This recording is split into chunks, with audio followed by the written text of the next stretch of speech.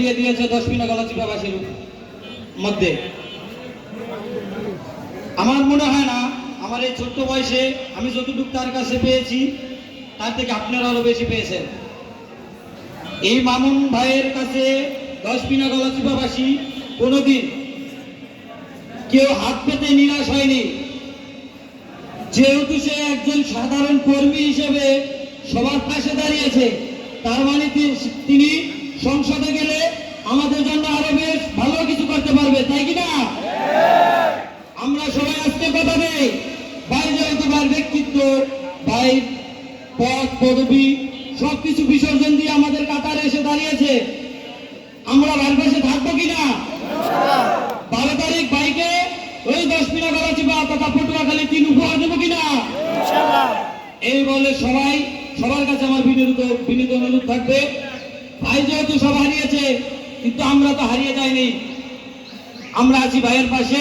সবাই 12 তারিখ পটুয়াখালী 3 ভাইকে উপহার দিয়ে দেখিয়ে দিব যে আমরা ভাই হারিয়ে যাইনি, আপনি সব হারাইলেও আমরা হারিয়ে যাইনি। সবাইকে ধন্যবাদ। আসসালামু আলাইকুম। 1 মিনিটে বলার জন্য অনুরোধ করছি মোহাম্মদ সুমন, যুগ্ম আহ্বায়ক, শ্যামপুর থানা ছাত্রদল। সম্মানিত উপস্থিতি, আসসালামু আলাইকুম। দক্ষিণ এশিয়ার দেশ নেত্রী বেগম খালেদা জিয়ার আত্মার মাতৃকা কামনায় আজকে শোক সভায় হাসান মামুন ভাই, আমি শ্যামপুর থানা ছাত্রদলের যুগ্ম আহ্বায়ক, আপনাদের সন্তান হিসাবে আপনাদের কাছে দাবি রাখবো, আগামী 12 ফেব্রুয়ারি নির্বাচনে জনাব হাসান মামুন ভাইকে ভোট দিয়ে জয়যুক্ত করবেন। কেন করবেন? হাসান মামুন ভাই এমন একজন নেতা যার কাছে যাওয়ার জন্য আপনাদের কারো ভাই হয়ে যেতে হবে না, সবার জন্য মুক্ত। আমরা তাকে ভোট দিয়ে জয়যুক্ত করবো, আগামী 5 বছর তার সেবা গ্রহণ করবো। আমরা পারবো না ভাই? এই বলে আমার বক্তব্য শেষ করছি। আল্লাহ হাফেজ। আসসালামু আলাইকুম।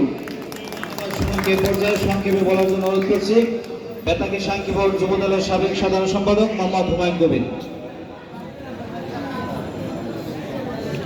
বিসমিল্লাহির রহমানির রহিম। দেশনেত্রী মরহুম বেগম খালেদা জিয়ার আত্মার রুহের মাগফিরাত কামনায় আজকে দোয়া ও মিলাদ অনুষ্ঠানের সম্মানিত শ্রদ্ধাভাজন সভাপতি, মঞ্চে উপবিষ্ট বাংলাদেশ জাতীয়তাবাদী দলের ছাত্র দলের সাবেক ঢাকা বিশ্ববিদ্যালয়ের সাবেক সাধারণ সম্পাদক, সাবেক সফল সভাপতি, সাবেক কেন্দ্রীয় নির্বাহী কমিটির অন্যতম সদস্য, জননন্দিত জনপ্রিয় নেতা, পটুয়াখালী 3 আসনের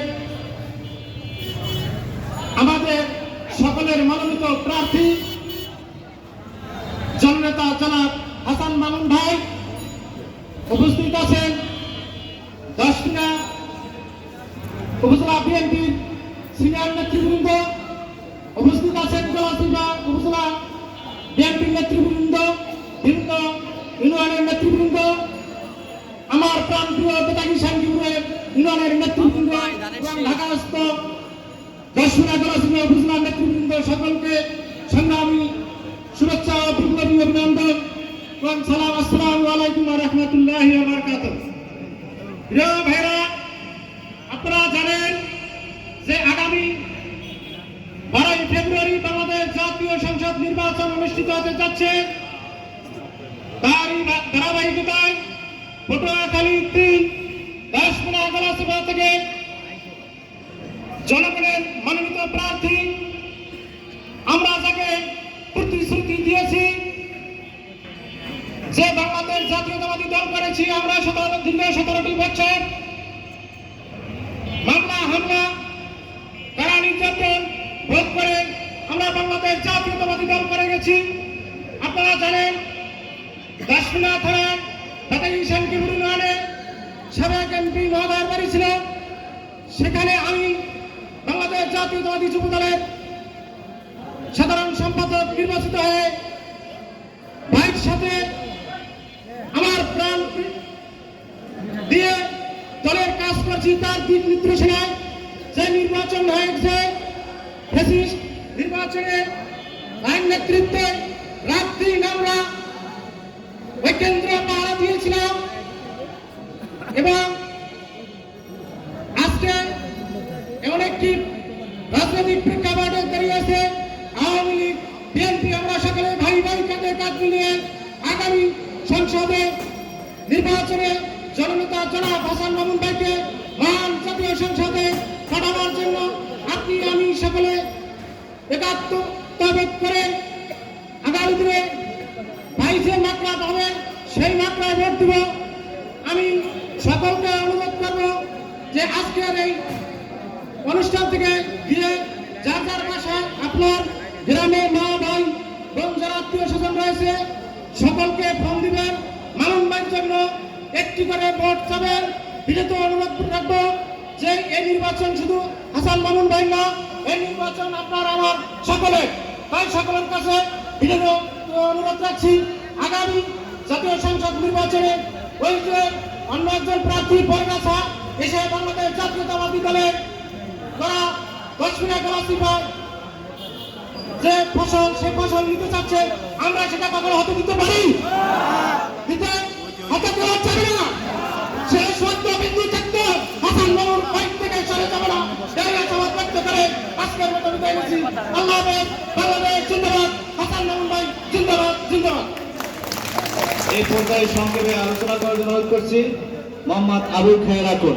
মোহাম্মদ আবুল খায়ের আকন ভাইকে সংক্ষেপে আলোচনা করার জন্য অনুরোধ করছি। বিসমিল্লাহির রহমানির রহিম।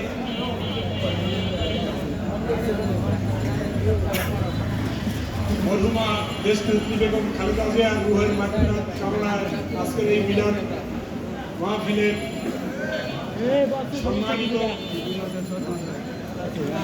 খালি কথা গলাচিপা 10 মিনিট মানুষের নেতা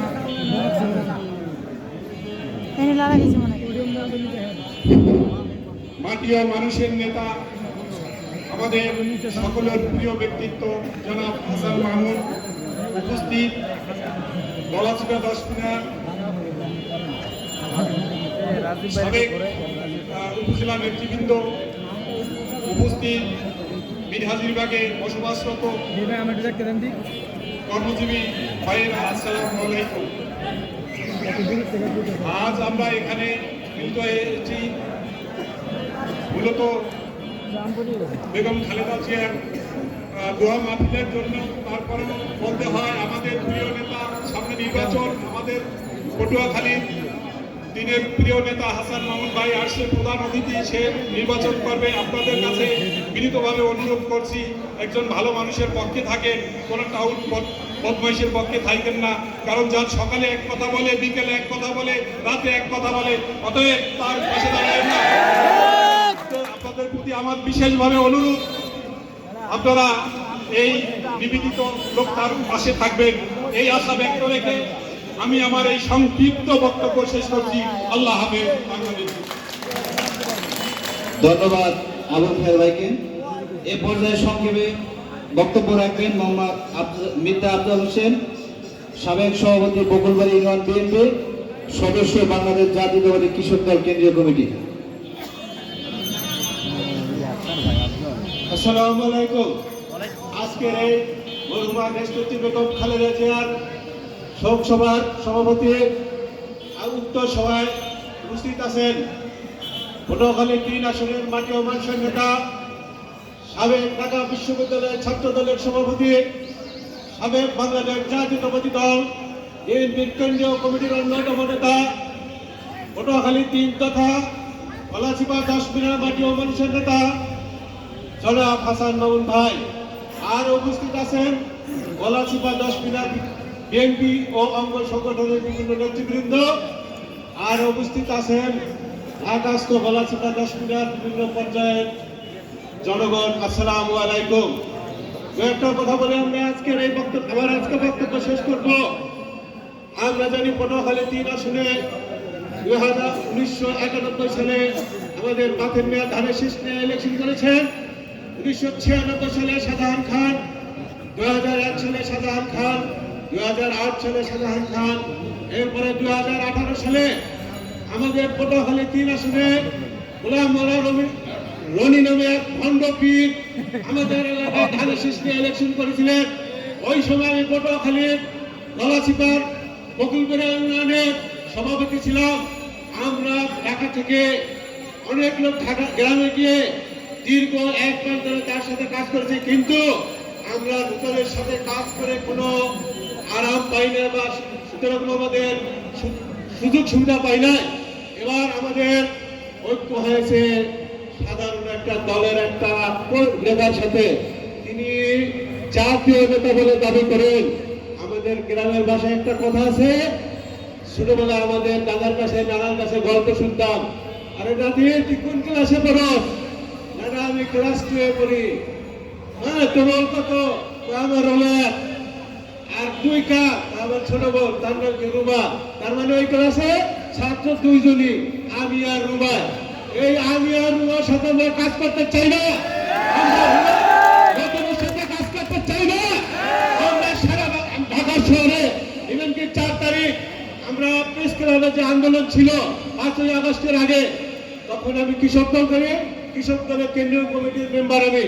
সেখানে আমাদের কৃষক দলের সভাপতি হাসান জাফির তুহিন এবং শহীদুল ইসলাম বাবুলের নেতৃত্বে আমরা কাজ করেছি। আমি বাম দিকে তাকাই দেখি আমাদের হাসান ভাই আছেন। আজকে দুঃখের বিষয় বলতে চাই, পটুয়াখালী 3 আসনে ধানের শীষ প্রার্থী নাই। আমরা এই ট্রাক মার্কা না কি মার্কা এদের সাথে কাজ করে শান্তি পাই না। আমরা ধানের শীষ চেয়েছিলাম, ধানের শীষ পাই নাই, তাই আমরা পেয়েছি হাসান মামুন। আমাদের ঐক্যতার সাথে সংসদ নির্বাচনে হাসান মামুনকে একটা ভোট দিয়ে পটুয়াখালী 3 আসন থেকে পটুয়াখালী 3-এর জনগণকে হাসান মামুনের এমপি বানিয়ে তারেক রহমানকে আমরা যেমন কুমিল্লার সাতক্ষীরাকে দেখেছিলাম। কুমিল্লার সাতক্ষীরা যখন মেয়র ইলেকশন হয়েছিল তখন তাকে নমিনেশন, তখন আমাদের দলের কোনো নির্বাচনে অংশগ্রহণ করা নিষেধ ছিল, কিন্তু সাক্ষ্য জানে ওনাকে বহিষ্কার করবে। এই বহিষ্কার সংবাদ উনি যেন ওই ইলেকশনে অংশগ্রহণ করেছিলেন, তখন ওই ইলেকশনে উনি পাশ করেছেন।